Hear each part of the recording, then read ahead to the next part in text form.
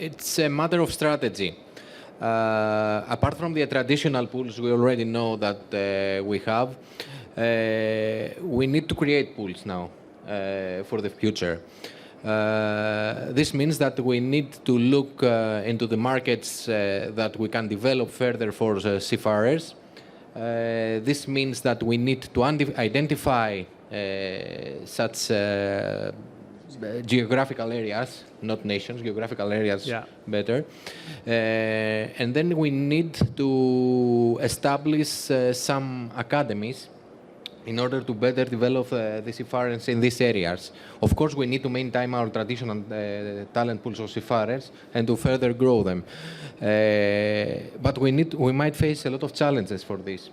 It's not very easy. This reply is very easy to say it, but we need to overcome some many barriers and some challenges. The first challenge is the training standards for these nationalities. In developed countries, we have access to the modern technologies for training. And for these nations, we might not have this kind of technology in order for them to train them.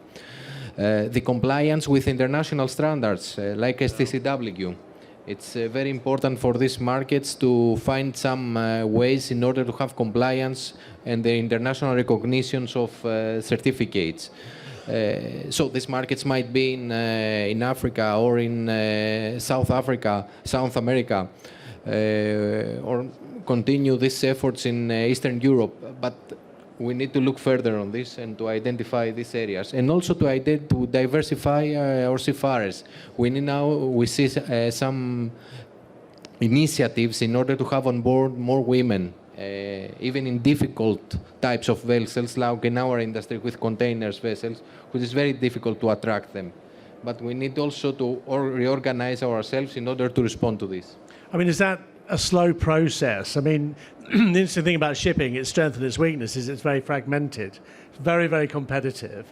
And then, you know, when we talk about ESG all the time, but is that whole thing a real sort of a slow process, or is it the industry needing to come together and really implement this when you're talking about driving in new people into the industry, diversification as well? It needs better, of course, it needs to have a strategic approach in order to go on this. And the steps are very slow onto this, but I think that the industry should collaborate in order to respond to this, in order to have collaboration with maritime organizations, international maritime organizations, and maybe other companies together, because it needs strong collaboration in order to respond to these challenges.